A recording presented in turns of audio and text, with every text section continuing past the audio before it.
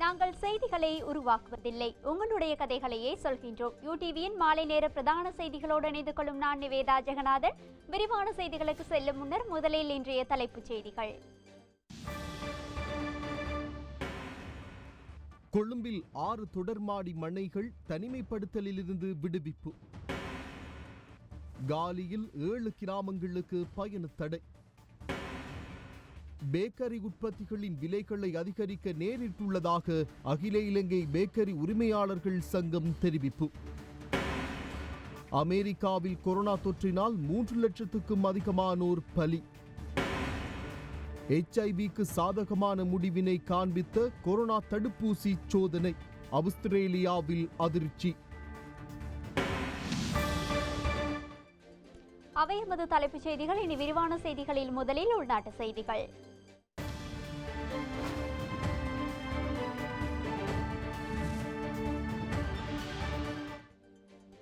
கொழும்பு மாவட்டத்தில் தனிமைப்படுத்தப்பட்டிருந்த 6 அடுக்குமாடி குடியிருப்புகள் இன்று காலை முதல் தனிமைப்படுத்தல் நிலையிலிருந்து விடுவிக்கப்பட்டுள்ளன. 2 மாதங்களின் பின் கொழும்பின் 6 தொடர்மாடி மனைகள் தனிமைப்படுத்தலில் இருந்து விடுவிக்கப்பட்டுள்ளன. அதன்படி முகத்துவாரம் மெட்செந்தசவன, மட்டக்குழி ரந்தியவ் என, முகத்துவாரம் மிகிஜயசவன, கிராண்ட் பாஸ் மோதரவ் என, கிராண்ட் பாஸ் சமகிபுர, டெமட்டகொட மிகிந்தி செத்புர ஆகிய தொடர்மாடி குடியிருப்புகள் தனிமைப்படுத்தல் நிலையிலிருந்து விடுவிக்கப்பட்டுள்ளன. குறித்த அடுக்குமாடி குடியிருப்புகளில் மேற்கொள்ளப்பட்ட PCR பரிசோதனைகளின் பின்னர் அதன் முடிவுகளுக்கு அமைய இந்த தீர்மானம் மேற்கொள்ளப்பட்டுள்ளதாக ராணுவ தளபதி லெப்டினன்ட் ஜெனரல் සවේන්ද්‍ර සිල්වා தெரிவித்துள்ளார். සමහර මහල් නිවාස සංකීර්ණ අද වනිට දින 51ක් පමණ මේ ආකාරයෙන් හුදකලාවට ලක් කළ තිබුණු ලැබුවා. තාමත්ම සුළු අවස්ථා කිහිපයකදී පමණක් එහි ජීවත් වෙන ජනතාව ඔවුන්ගේ අපහසුතාවයන් එම මහල් නිවාස වලින් පිටතට ඇවිල්ලා එම අදහස් ප්‍රකාශ කරනු ලැබුවා. නමුත් බහුතරයක් තවත් පුද්ගලයෙක්ට කොවිඩ් ආසාදනය නොවන ආකාරයෙන් කැපවීමෙන් යුතුව සිටිනු ලැබුවා. එසේ සිබුණු මහල් නිවාස 13න් 6ක් හුදකලාභාවයෙන් ඉවත් කිරීමට අපි කටයුතු කරනු ලැබුවා. இருப்பினும் ஏற்கனவே தனிமைப்படுத்தப்பட்டுள்ள மேலும் 7 தொடர்மாடி மனைகள் தொடர்ந்தும் அவ்வாறு தனிமைப்படுத்தப்பட்டு வருகின்றன. காலி மாவட்டத்தில் 7 கிராமங்களுக்கு கடுமையான பயண தடை விதிக்க சுகாதார பிரிவு நடவடிக்கை எடுத்துள்ளது. 25 கோவிட் தொற்றாளர்கள் குறித்த பகுதிகளில் அடையாளம் காணப்பட்டதை தொடர்ந்து இந்த தீர்மானம் மேற்கொள்ளப்பட்டுள்ளதாக காலி மாவட்ட தொற்று நோயியல் நிபுணர் வைத்தியர் வெனுர கே சிங்கராட்சி தெரிவித்தார். அதன்படி மிலித்துவ, கோன்கக, தலாபிட்டிய, தங்கெதர கிழக்கு, தெத்துகொட வடக்கு, தெத்துகொட தெற்கு மற்றும் மகிழுவ ஆகிய கிராம உத்தியோகர்கள் பிரிவுகளில் பயண தடை விதிக்கப்பட்டுள்ளது. இந்த பிரதேசங்களை சேர்ந்த எந்தவொரு நபரும் மறு அறிவித்தல் வரை அத்தியாவசியம் என்ற காரணத்துக்காக வீட்டிலிருந்து வெளியேற முடியாது என அவர் மேலும் குறிப்பிட்டுள்ளார். இன்றைய தினம் மேலும் 632 பேருக்கு கொரோனா தொற்று உறுதிப்படுத்தப்பட்டுள்ளதாக தெரிவிக்கப்படுகின்றது. மேலும் இன்று மாலை 6 மணி வரையில் நாட்டில் 8,556 பேர் நாடளாவிய ரீதியில் உள்ள மருத்துவமனைகளில் சிகிச்சை பெற்று வருகின்றனர். குடியிருப்பு மக்கள் இவ்வாறான கருத்துக்களையும் தெரிவித்தனர்.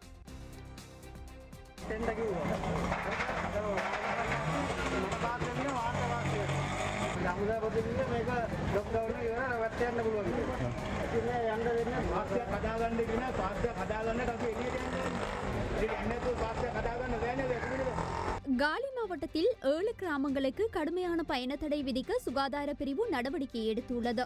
25 கோவிட் தொற்றாளர்கள் குறித்த பகுதிகளில் அடையாளம் காணப்பட்டதை தொடர்ந்து இந்த தீர்மானம் மேற்கொள்ளப்பட்டதாக காலி மாவட்ட தொற்று நோயியல் நிபுணர் வைத்தியர் வெனுர கே சிங்காராட்சி தெரிவித்தார்.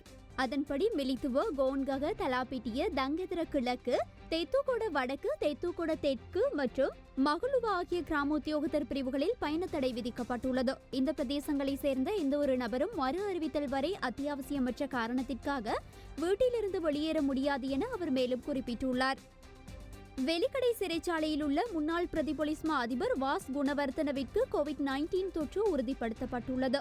அதற்கமைவாக அவர் சிறைச்சாலை வைத்தியசாலைக்கு மாற்றப்பட்டுள்ளதாக சிறைச்சாலைகள் திணைக்களம் தெரிவித்துள்ளது. வர்த்தகர் முகமது சியாம் கொலை வழக்கு தொடர்பில் அவர் கைது செய்யப்பட்டு சிறையில் வைக்கப்பட்டுள்ளமை குறிப்பிடத்தக்கது. சுகாதார விதிமுறைகளை மீறிய 30க்கும் மேற்பட்ட தனியார் பஸ் வண்டிகளின் போக்குவரத்து அனுமதி அரசாங்கத்தினால் ரத்து செய்யப்பட்டுள்ளது.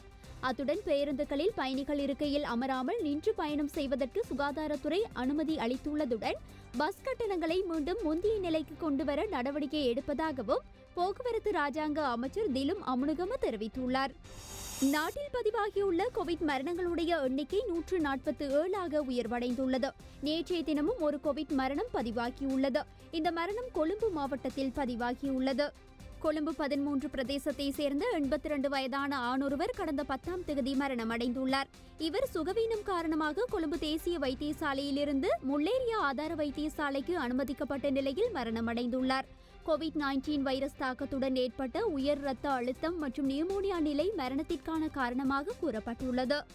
புதிய சாலம்பேகுளம் பகுதி முழுமையாக முடக்கப்பட்டுள்ளது. கொரோனா தொற்றாளர்கள் 2 அடையாளம் காணப்பட்ட நிலையில் வவுனியா புதிய சாலம்பேகுளம் பகுதி போலீசாரால் முடக்கப்பட்டுள்ளது. கடந்த மாதம் கொழும்பிலிருந்து வவுனியா திரும்பிய தாயும் மகளும் சாலம்பேகுளத்தில் அமைந்துள்ள அவர்களது வீட்டில் சுய தனிமைப்படுத்தப்பட்டிருந்தனர். அவர்களுக்கான PCR பரிசோதனைகள் யாழில் நேற்று முன்னெடுக்கப்பட்டது. அதன் முடிவுகளின்படி இருவருக்கும் கொரோனா தொற்று உறுதி செய்யப்பட்டுள்ளது. இந்த நிலையில் குறித்த இருவரது இருப்பிடமான வவுனியா புதிய சாலம்பேகுளம் பகுதி முடக்கப்பட்டுள்ளதுடன் போலீசார் பாதுகாப்பு கடமைகளில் ஈடுபட்டு வருகின்றனர். கொரோனா பாதிப்புக்கு உள்ளாகி இருக்கும் மாதம்பேட்டியை சேர்ந்த மூவின மக்களுக்கும் உதவும் வகையில் கொழும்பு 15 இயங்கும் மாதம்பேட்டி நலன்புரி சங்கம் முதற்கட்டமாக 600 குடும்பங்களுக்கு உலருணவு பொதிகளை இன்று வழங்கி வைத்துள்ளது.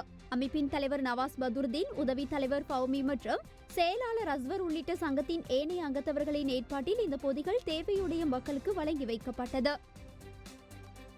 இதேபோல நேற்றைய தினம் நாட்டில் 762 கோவிட் தொற்றாளர்கள் பதிவாகியுள்ளனர். நேற்றைய தினம் கொழும்பு மாவட்டத்தில் 345 கோவிட் தொற்றாளர்கள் கண்டறியப்பட்டுள்ளனர். இதற்கமைவாக கொழும்பு மாவட்டத்தில் கடந்த அக்டோபர் 4ஆம் தேதி முதல் கண்டறியப்பட்டுள்ள மொத்த தொற்றாளர்களுடைய எண்ணிக்கை 12,852 உயர்வடைந்துள்ளது. மட்டக்குழியில் 175 பேரும், தெமட்டகொடியில் 49 பேரும், மருதானையில் 35 பேரும், கொம்பனி தெருவில் 36 பேரும், வெள்ளவத்தையில் 32 பேரும், கிராண்ட் பாஸில் 26 பேரும், பொருளையில் 21 பேரும், வெலிக்கடை மற்றும் கொழும்பு ரிமாண்ட் சிறைச்சாலையில் 14 பேரும், ப்ளூமெண்டல் பகுதியில் 14 பேரும், அவிசாவளையில் 12 பேரும், மகரகமையில் 6 பேரும், வெள்ளம்பெட்டியவில் 38 பேரும், கடுவளையில் 2 பேரும் பதிவாகியுள்ளனர். மேலும் கம்பஹா மாவட்டத்தில் 135 கோவிட் தொற்றாளர்களும் கண்டறியப்பட்டுள்ளனர். களுத்துறை மாவட்டத்தில் 36 கோவிட் தொற்றாளர்களும் கண்டறியப்பட்டுள்ளனர். காலி மாவட்டத்தில் 27 கோவிட் தொற்றாளர்கள் கண்டறியப்பட்டுள்ளனர். கண்டி மாவட்டத்தில் 19 கோவிட் தொற்றாளர்கள் கண்டறியப்பட்டுள்ளனர். குருநகல் மாவட்டத்தில் 19 பேரும், அம்பாறை மாவட்டத்தில் 17 பேரும், புத்தளம் மாவட்டத்தில் 10 பேரும், யாழ்ப்பாணம் மாவட்டத்தில் 9 பேரும், அனுராதபுரம் மாவட்டத்தில் 9 பேரும், ரத்தினபுரி மாவட்டத்தில் 9 பேரும், நுவரெலியா மாவட்டத்தில் 8 பேரும், மாத்தளை மாவட்டத்தில் 5 பேரும், பதுளை மாவட்டத்தில் 4 பேரும், கேகாலை மாவட்டத்தில் 3 பேரும், வவுனியா மாவட்டத்தில் 2 பேரும், ஹம்பாந்தோட்டை மாவட்டத்தில் 2 பேரும், மொனராகலையில் 2 பேரும், மாத்தறையில் 1 பேரும் பதிவாகியுள்ளனர். நேற்றைய தினம் நாட்டில் 17,425 PCR பரிசோதனைகள் மேற்கொள்ளப்பட்டுள்ளன. கடந்த 10 மாதங்களில் 9,88,964 PCR பரிசோதனைகள் நாட்டில் இடம்பெற்றுள்ளன. இன்று மாலை 6 மணி வரையிலான நிலவரப்படி 632 பேர் இன்றைய தினம் கோவிட் தொற்றாளர்களாக அடையாளம் காணப்பட்டுள்ளனர். மேலும் 8,556 பேர் நாடளாவிய ரீதியில் உள்ள மருத்துவமனைகளில் சிகிச்சை பெற்று வருகின்றனர். இன்றைய தினம் 652 பேர் குணமடைந்து வீடு திரும்பியுள்ளனர். 147 மரணங்கள் நாட்டில் இதுவரை இடம்பெற்றுள்ளன. இதுவரை நாட்டில் 32,007 கோவிட் தொற்றாளர்கள் கண்டறியப்பட்டுள்ளனர். 23,304 பேர் இதுவரையில் குணமடைந்து வீடு திரும்பியுள்ளனர். கோவிட் தொற்று காரணமாக நாட்டிற்கு வர முடியாமல் வெளிநாடுகளில் சிக்கியிருந்த 523 இலங்கையர்கள் இன்று நாடு திரும்பியுள்ளனர். துபாய், கட்டார் மற்றும் இந்தியா போன்ற நாடுகளிலிருந்து இவர்கள் அழைத்து வரப்பட்டுள்ளனர். இவர்கள் அனைவரும் விமான நிலையத்தில் வைத்து PCR பரிசோதனைகளுக்கு உட்படுத்தப்பட்டு பின்னர் தனிமைப்படுத்தல் நிலையங்களுக்கு அனுப்பி வைக்கப்பட்டுள்ளனர்.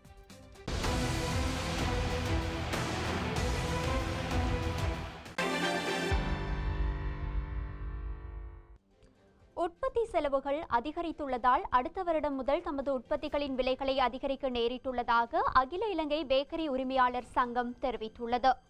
தற்போது தாம் எதிர்கொண்டுள்ள பிரச்சினைகள் குறித்து உரிய அதிகாரிகளின் கவனத்திற்கு எடுத்து செல்லப்பட்டுள்ளதாக குறித்த சங்கத்தின் தலைவர் NK ஜெயவர்தன தெரிவித்துள்ளார். 6 மாதங்களுக்கு முன்னர் மாஜரின் கிலோ ஒன்றின் மீது 200 ரூபாய் வரி விதிக்கப்பட்டிருந்தது. எனினும் தற்போது 600 ரூபாய் வரை வரி விதிக்கப்பட்டுள்ளது என்று அகில இலங்கை பேக்கரி உரிமையாளர்கள் சங்கத்தின் தலைவர் தெரிவித்துள்ளார். எவ்வாறு வரி விதிக்கப்பட்டதன் மூலம் மாஜரின் இறக்குமதிக்கு தடை விதிக்கப்பட்டதற்கு சமமானது என்றும் தற்போது கிடைக்கும் தகவல்களுக்கு அமைய ஜனவரி மாதம் மீண்டும் அதிகரிக்கப்படவுள்ளதாகவும் அவர் மேலும் தெரிவித்துள்ளார். இதனை தவிர பேக்கரி உற்பத்திகளுக்கு தேவையான இன்னும் சில பொருட்களை இறக்குமதி செய்வதற்கும் தடை விதிக்கப்பட்டுள்ளது என்றும் இந்த பிரச்சினைகளுக்கு அரசாங்கம் உடனடி தீர்வு காண வேண்டும் என்றும் இல்லையெனில் அடுத்த வருடம் முதல் பேக்கரி உற்பத்திகளை அதிகரிக்க நேரிடும் என்றும் அவர் மேலும் தெரிவித்துள்ளார். ஈஸ்டர் தாக்குதல் பயங்கரவாத தாக்குதலுக்கான பொறுப்பை தனக்கு ஏற்க முடியாது என முன்னாள் ஜனாதிபதி மைத்ரிபால சிறிசேன தமது ஊடகத்திற்கு வழங்கிய பேட்டி திரிவுபடுத்தும் வகையில் எந்த ஒரு வகையிலும் தொகுக்கப்படவில்லை என்று பிபிசி சிங்கள சேவையின் ஊடகவியலாளர் சேர்லி உப்புர்குமார தெரிவித்துள்ளார். ஈஸ்டர் தாக்குதல் விசாரணை ஆணைக்குழுவில் முன்னிலையான போது அவர் இதனை தெரிவித்துள்ளார். எவ்வாறாயினும் இந்த பேட்டியில் தமது கருத்துக்கள் திரிவுபடும் வகையில் தொகுக்கப்பட்டுள்ளதாக இதற்கு முன்னர் சாட்சி வழங்கிய மைத்ரிபால சிறிசேன ஆணைக்குழுவில் தெரிவித்திருந்தார். தாக்குதல் விசாரணை ஆணைக்குழுவில் இதற்கு முன்னர் பலமுறை சாட்சி வழங்கியிருந்தார். இதன்போது தான் பிபிசி சிங்கள சேவைக்கு வழங்கிய செவியில் தமது கருத்துக்கள் திரிவுபடும் வகையில் தொகுக்கப்பட்டுள்ளதாக ஆணைக்குழுவில் தெரிவித்திருந்தார். தமக்கு எதிரான வகையில் இந்த பேட்டி தொகுக்கப்பட்டு திரிவுபடுத்தப்பட்டுள்ளதாக முன்னாள் ஜனாதிபதி ஆணைக்குழுவில் தெரிவித்திருந்தார். இதன்படி முன்னாள் ஜனாதிபதி மைத்ரிபால சிறிசேனவுடன் நேர்காணல் செவியை நடத்திய பிபிசி சிங்கள சேவையின் ஊடகவியலாளர் ஷேர்லி உப்புல்குமார விசாரணைக்காக ஆணைக்குழுவிற்கு அழைக்கப்பட்டிருந்தார். குறித்த நேர்காணலை ஆரம்பிப்பதற்கு முன்னர் கேட்கப்பட வேண்டிய ஏதாவது விசேட கேள்விகள் இருக்கிறதா என்று தான் முன்னாள் ஜனாதிபதியிடம் கேட்டதாகவும் இதற்கு அவ்வாறு எந்தவித விசேட கேள்வியும் இல்லை என்றும் எந்தவொரு கேள்வியாக இருந்தாலும் கேட்குமாறும் முன்னாள் ஜனாதிபதி கூறியதாக பிபிசி ஊடகவியலாளர் தெரிவித்தார். இதன் பின்னர் நேர்காணல் ஆரம்பமாகி ஈஸ்டர் தாக்குதல் குறித்து கேள்வி எழுப்பப்பட்டவுடன் முன்னாள் ஜனாதிபதி பதற்றமடைய ஆரம்பித்ததாக குறித்த ஊடகவியலாளர் தெரிவித்துள்ளார். அத்துடன் இது குறித்து கேள்வி எழுப்புவது குறித்து முன்னாள் ஜனாதிபதிக்கு அதிருப்தியை காண முடிந்த போதிலும் நேர்காணல் முடியும் வரை அவர் சாதாரணமாக பங்கேற்றிருந்ததாக குறித்த ஊடகவியலாளர் தெரிவித்துள்ளார். நேர்காணல் முடிந்த பின்னர் முன்னாள் ஜனாதிபதி தனது தோளில் கைகளை போட்டு புகைப்படம் எடுத்துக்கொள்ள அனுமதித்ததாகவும் தெரிவித்த ஊடகவியலாளர் அந்த புகைப்படங்களையும் ஆணைக்குழுவில் சமர்ப்பித்திருந்தார். எனினும் பதிவு செய்யப்பட்ட நேர்காணல் இணையதளத்தில் வெளியிடப்படுவதற்கு முன்னர் அதில் ஏதேனும் தொகுக்கப்பட்டதா என்று ஆணைக்குழு அதிகாரிகள் கேள்வி எழுப்பினார்கள். அது தொகுக்கப்பட்ட போதிலும் கருத்துக்கள் திரிவுபடுத்தும் வகையில் தொகுக்கப்படவில்லை என்று குறிப்பிட்டார். ஒரே கருத்துக்கள் மீண்டும் மீண்டும் சொல்லப்பட்ட இடங்களும் ஒலித்தெளிவில்லாத இடங்களும் மட்டுமே தொகுக்கப்பட்டதாக ஊடகவியலாளர் குறிப்பிட்டார். எனினும் கேள்விகளுக்கான பதில்களை எந்த இடத்திலும் தொகுக்கவில்லை என்று குறிப்பிட்டார். அந்தந்த கேள்விகளுக்கான பதில்கள் அந்தந்த வகையிலேயே இருந்ததாகவும் இதில் எவ்வித மாற்றமும் செய்யப்படவில்லை என்றும் குறித்த ஊடகவியலாளர் தெரிவித்தார். குறித்த நேர்காணலை ஒளிபரப்ப வேண்டாம் என்றோ அல்லது ஒரு தொகுதியை நீக்கிவிட வேண்டும் என்றோ முன்னாள் ஜனாதிபதி அல்லது அவர் சார்ந்த தரப்பில் இருந்து அழுத்தங்கள் ஏதேனும் பிரயோகிக்கப்பட்டதா என்று இதன்போது விசாரணை ஆணைக்குழுவில் இருந்த நீதியரசர் ஒருவர் கேள்வி எழுப்பினார். எனினும் தனக்கோ தான் பிரதிநிதித்துவப்படுத்தும் நிறுவனத்திற்கோ அவ்விதமான எந்தவொரு அழுத்தமும் வரவில்லை என்று குறித்த ஊடகவியலாளர் பதிலளித்தார். இன்றும் குறித்த நேர்காணல் எமது இணையதளத்திலும் முகநூல் பக்கத்திலும் இருக்கிறது என்று குறிப்பிட்டார். கொரோனா தொற்றினால் மரணிக்கும் முஸ்லிம்களின் உடல்கள் தகனம் செய்யப்படுவதை கண்டித்தும் இலங்கையில் முஸ்லிம்கள் மற்றும் கத்தோலிக்கர்களின் சமய உரிமைகள் மறுக்கப்படுவதை கண்டித்தும் லண்டனில் கவனஈர்ப்பு போராட்டம் ஒன்று இன்று இடம்பெற்றது. கொரோனா தொற்றினால் மரணிக்கும் முஸ்லிம்களின் உடல்கள் தகனம் செய்யப்படுவதை கண்டித்தும் இலங்கையில் முஸ்லிம்கள் மற்றும் கத்தோலிக்கர்களின் சமய உரிமைகள் மறுக்கப்படுவதை கண்டித்தும் லண்டனில் கவனஈர்ப்பு ஆர்ப்பாட்டம் ஒன்று இன்று இடம்பெற்றது.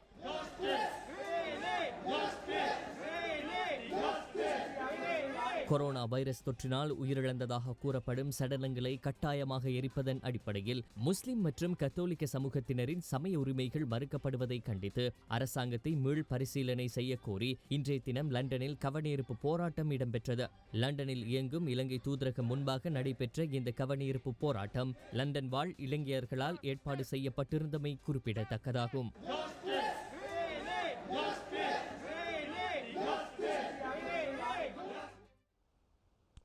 ஜாதிக ஹெல உரிமைய கட்சியின் பொதுச் செயலாளராக கடமையாற்றிய பாராளுமன்ற உறுப்பினர் பாட்டலி சம்பிக்க ரணவக்க அந்த பதவியிலிருந்தும் கட்சி உறுப்புரிமையிலிருந்தும் ராஜினாமா செய்துள்ளார்.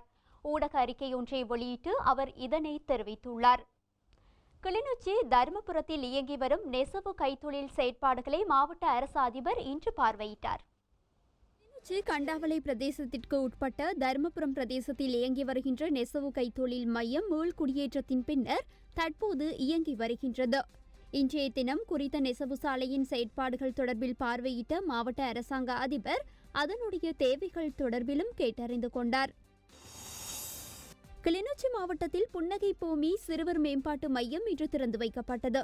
கிளிநொச்சி கண்டாவளை பிரதேச செயலாளர் பிரிவிற்குட்பட்ட புதிய புன்னை நீராவி பகுதியில் பரந்தன் முல்லை வீதியில் குறித்த சிறுவர் மகிழ்ச்சி நிலையம் இன்று திறந்து வைக்கப்பட்டது.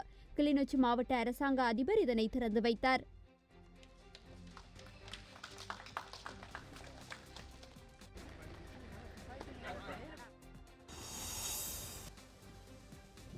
மன்னார் வளைகுடா கடல் வழியாக இலங்கையிலிருந்து கடத்தி வரப்பட்ட 9 கிலோ கடத்தல் தங்கம் இந்திய கடலோர காவல் படையினருடன் இணைந்து மத்திய வருவாய் புலனாய்வு துறையினர் கடத்தல்காரர்கள் தங்கத்தை கடலில் வீச முயற்சித்த போது அவர்கள் 5 பேரையும் கைது செய்த கடலோர காவல் படையினர் 2 நாட்டு படகு மற்றும் 9 கிலோ 700 கிராம் தங்கத்தை பறிமுதல் செய்து விசாரணைக்காக மண்டபம் கடலோர காவல் படை முகாமிற்கு அழைத்து சென்றுள்ளனர். முல்லைத்தீவு மாவட்டத்தின் ஒட்டுச்சுட்டான் பிரதேச செயலக பிரிவில் சமுர்த்தி வங்கி கலனிமயப்படுத்தப்பட்டுள்ளது.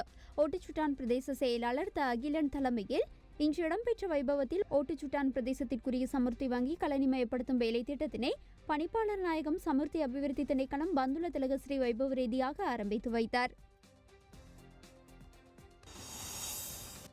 கந்தளாய் காவல்துறை விசேட அதிரடிப்படைக்கு கிடைத்த தகவல் ஒன்றிற்கு அமைவாக மேற்கொள்ளப்பட்ட சுற்றி வளைப்பின் போது 1 கிலோகிராம் கேரள கஞ்சா கைப்பற்றப்பட்டுள்ளது.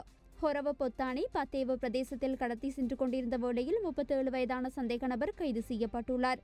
குறித்த சந்தேக நபர் ஹொரவ பொத்தானை பிரதேசத்தை சேர்ந்தவர் என்பதோடு இவர் கெப்பத்தி கொள்ளேவ நீதவான் நீதிமன்றில் முன்னிலைப்படுத்தப்பட்டுள்ளார்.